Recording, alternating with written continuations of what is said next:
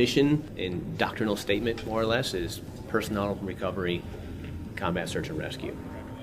To put it in more layman's terms, if somebody's having the worst day of their life, we are to go out, get them, bring them back, not only into U.S. control and U.S. hands, but back home and back to their family. You'll hear the term CULEX, or culminated exercise, or spin-up training. Basically, it's preparation for deployment. So we have 2 teams getting ready to deploy next year.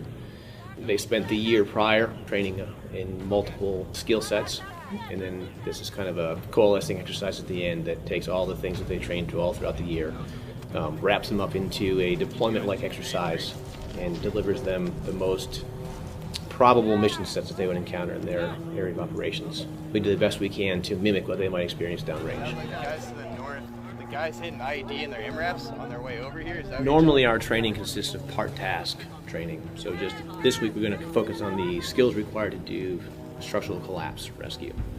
And next week we're going to focus on technical rescue ropes. So the ability to put on FMPs or full mission profiles like we did during CULEX provides them the entire mission, not just pieces and parts of it, and all the skills required from planning to actions on the objective, and anything that might be required to be successful on that objective.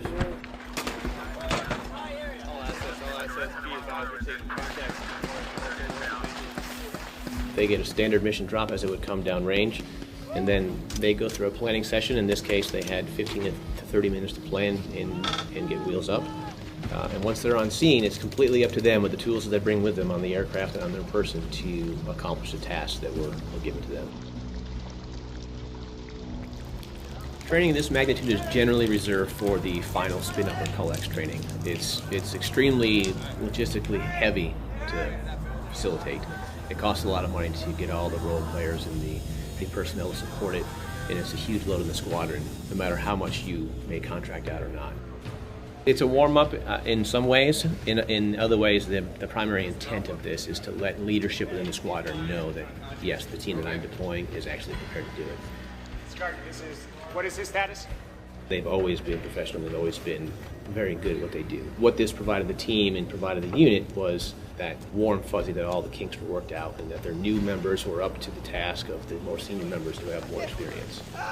And it gives the leadership in the team a more comprehensive view of their whole team at once and who the strong ones are at this particular task or that particular task, so they can better rearrange and utilize their team as a whole.